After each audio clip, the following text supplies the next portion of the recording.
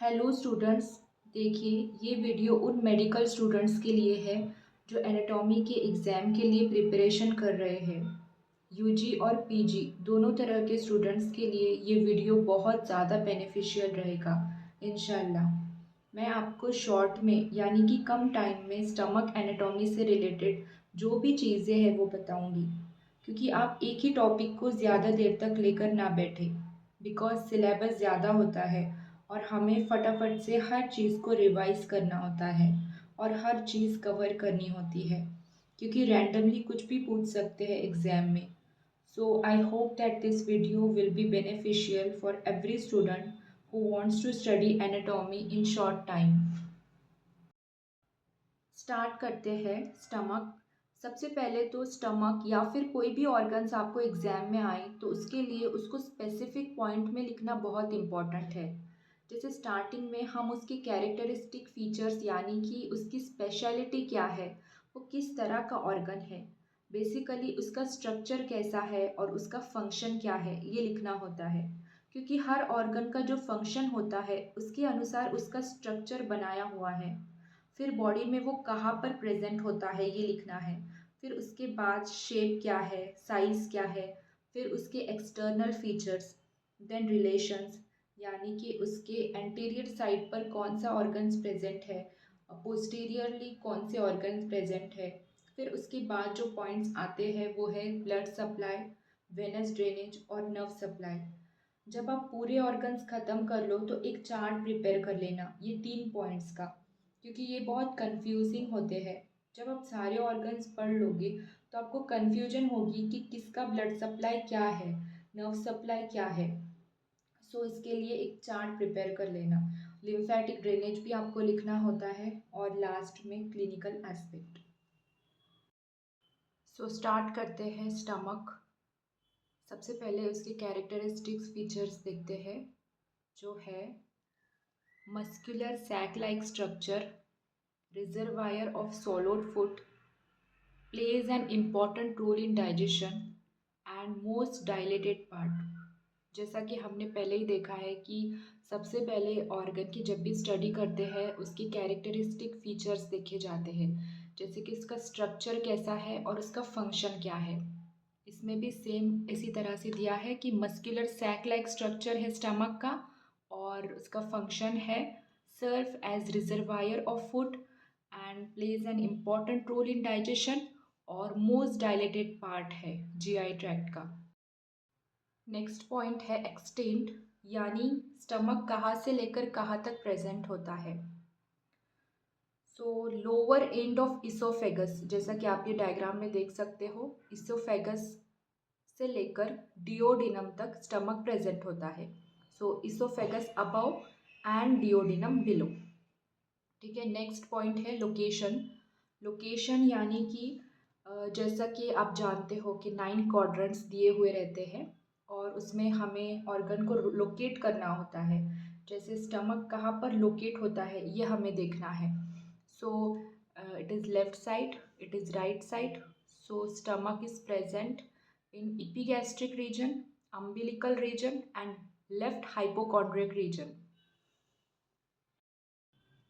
Location पता करने के लिए आप ये ट्रायंगल को याद रखिए कि ये 3 जगह पर प्रेजेंट होता है, यानी 3 क्वाड्रेंट्स में प्रेजेंट होता है। Left hypochondriac region, epigastric region and umbilical region. Next point है कि उसका शेप कैसा है। तो ये जे शेप्ड का ऑर्गन होता है, लेकिन समटाइम्स हॉरिजॉन्टल, कभी कभी हॉरिजॉन्टल भी पाया जाता है, जिसको बोलते हैं steer horn type. Next point है लेंथ, जो कि है 25 सेंटीमीटर।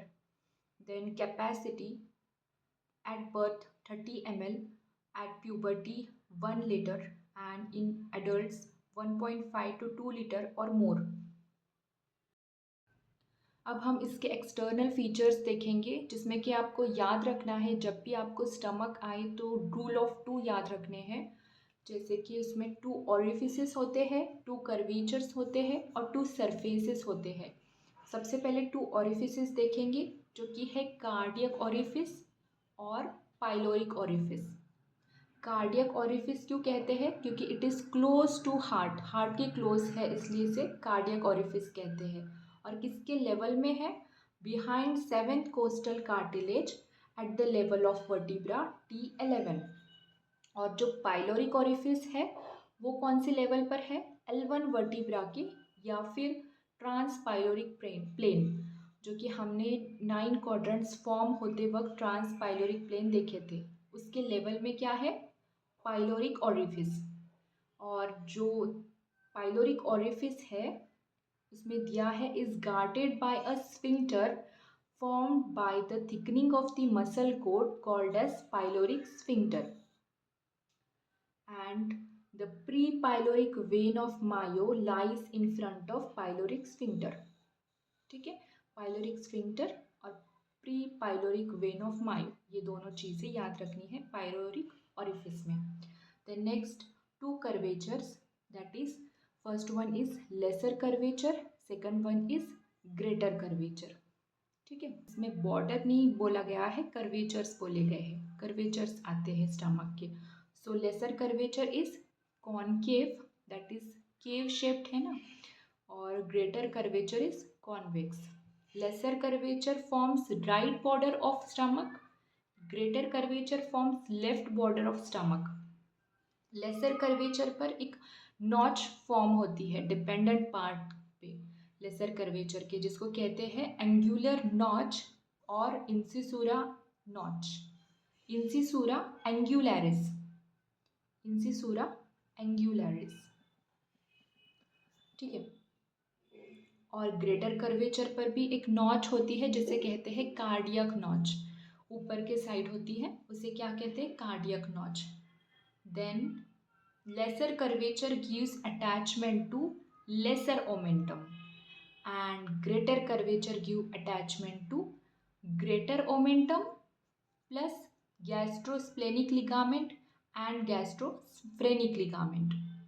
ठीक है, the next 2 surfaces, स्टमक के 2 सरफेस होते हैं, एक एंटीरियर और एक पोस्टीरियर। ठीक है, अब जो एंटीरियर है, स्टमक हमारी बॉडी में सीधा सीधा तो नहीं होगा, थोड़ा सा एंटीरो सुपीरियर है जो एंटीरियर सरफेस है, और जो पोस्टीरियर सरफेस है वो opposite, that is postero inferior. Antero superior is forward and upward while posterior inferior is backward and downward। अब नेक्स्ट पॉइंट देखते हैं जो कि है पार्ट्स ऑफ स्टमक। स्टमक के कितने पार्ट्स होते हैं? 4 पार्ट्स होते हैं। First one is fundus, next one body, then pyloric antrum and pyloric canal. This is fundus, body, pyloric antrum and pyloric canal. Fundus में आता है अपर कॉन्वेक्स डोम शेप्ड का होता है fundus, and level of cardiac orifice, cardiac orifice के level पर होता है, distended with gas which can be seen in x ray.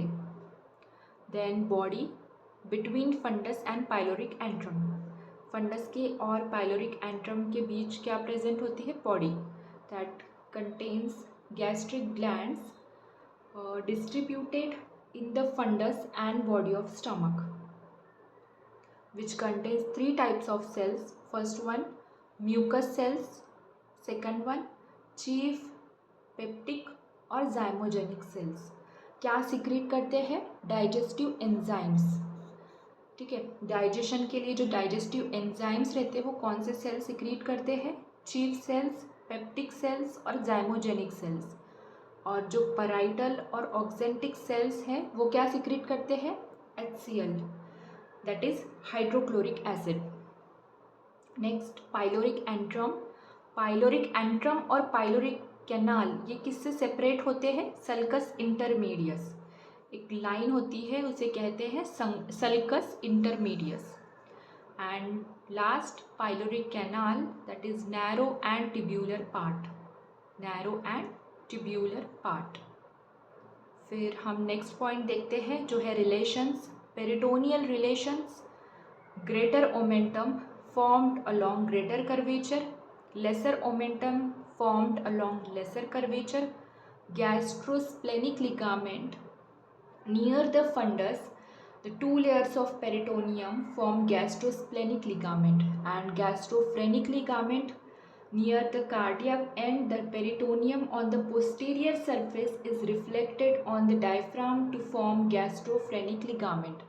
Gastrosplenic पर याद रखना है नियर द फंडस, एंड गैस्ट्रोफ्रेनिक पर याद रखना है नियर द कार्डियक. अब हम देखते हैं विसरल रिलेशंस, जिसमें आते हैं anterior surface, posterior surface. Anterior surface related to stomach के एंटीरियर साइड पर क्या क्या प्रेजेंट होता है? लीवर, डायफ्राम, ट्रांसवर्स कोलॉन और एंटीरियर एब्डोमिनल वॉल. लीवर जो कि सबको पता है लार्जेस्ट ऑर्गन है, डायफ्राम और ट्रांसवर्स कोलॉन जो कि हॉरिजॉन्टली प्लेस्ड है, और एंटीरियर एब्डोमिनल वॉल. ये सारी चीज़ें स्टमक की एंटीरियर साइड पर प्रेजेंट होती है. और पोस्टीरियर सरफेस, जिसको स्टमक बेड भी कहा जाता है, और क्वेश्चन इसी तरह से दिया जाता है SAQ में कि राइट डाउन स्टमक बेड. तो इसमें क्या क्या प्रेजेंट होते हैं? जो पोस्टीरियर साइड पर स्टमक के जो चीज़ें, जो ऑर्गन्स प्रेजेंट होते हैं, वो आते हैं स्टमक बेड में. That is diaphragm, left suprarenal gland, splenic flexure of colon, splenic artery, left kidney, pancreas and transverse mesocolon. अभी इतनी सारी चीज़ें हम कैसे याद रखेंगे? ये एक न्यूमोनिक है, जिसको ये कंफर्टेबली याद हो जाए तो वो ये याद रख सकते हैं, या फिर अपने आप से कोई और न्यूमोनिक आप तैयार कर सकते हो. Doctor SSS killed patient mercilessly. Doctor D for diaphragm, SSS that is left suprarenal gland, splenic flexure of colon and splenic artery. Artery है, याद रखना, स्प्लेनिक वेन नहीं है, स्प्लेनिक आर्टरी है. And then killed, left kidney, patient pancreas, mercilessly that is transverse mesocolon. Next point है blood supply. अब blood supply कैसा होता है इसका? जो कि हमने देखे हैं, लेसर कर्वेचर होता है, ग्रेटर कर्वेचर होता है. दोनों जगहों पर अलग अलग आर्टरीज सप्लाई करते हैं. लेसर कर्वेचर पर अलग आर्टरीज एंड ग्रेटर कर्वेचर पर अलग आर्टरीज सप्लाई करते हैं. सो जो लेसर कर्वेचर है उस पर गैस्ट्रिक आर्टरी सप्लाई करती है, और जो ग्रेटर कर्वेचर है उस पर गैस्ट्रो इपिप्लोइक आर्टरी सप्लाई करती है. अब जो गैस्ट्रिक आर्टरी है वो दो टाइप्स की होती है, left gastric artery and right gastric artery. ठीक है, जो कि लेसर कर्वेचर को सप्लाई करती है. और जो ग्रेटर कर्वेचर को सप्लाई करती है वो है right gastro epiploic artery and left gastro epiploic artery. अब इसकी ब्रांचेस भी हो गए. So left gastric artery branch of celiac trunk, right gastric artery branch of proper hepatic artery, right gastro epiploic artery that is branch of gastroduodenal artery, left gastro epiploic artery that is branch of splenic artery. Branches भी आपको याद रखने हैं. आप बार बार पढ़ोगे तो branches खुद के खुद याद हो जाएंगे, लेकिन ये याद रखना है लेसर कर्वेचर पर गैस्ट्रिक आर्टरी सप्लाई करती है और ग्रेटर कर्वेचर पर गैस्ट्रो इपिप्लोइक आर्टरी सप्लाई करती है.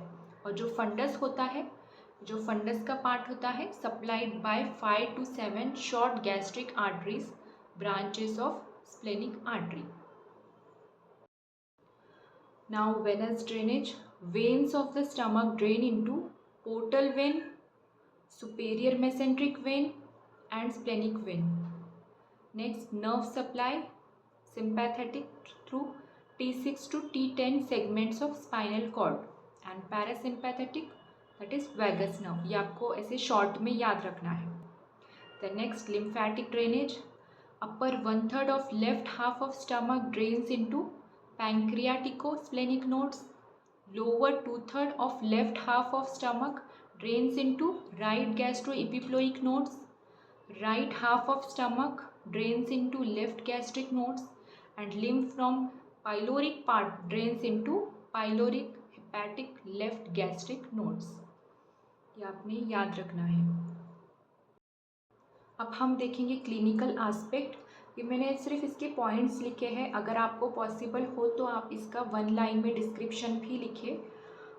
Gastritis, that is inflammation of stomach is called as gastritis, gastric pain, then gastric ulcer which occurs along the lesser curvature, और जो gastric carcinoma है it occurs along the greater curvature. ये आपको दोनों याद रखने हैं. Then gastroscopy, it is a procedure to visualize the interior of stomach. And congenital hypertrophic pyloric stenosis, that is the congenital thickening of pyloric sphincter causing narrowing of the lumen. Hyposthenic stomach, long and narrow, is more prone for gastric ulcer, while hypersthenic stomach, short and broad, is prone for duodenal ulcer. Thank you so much.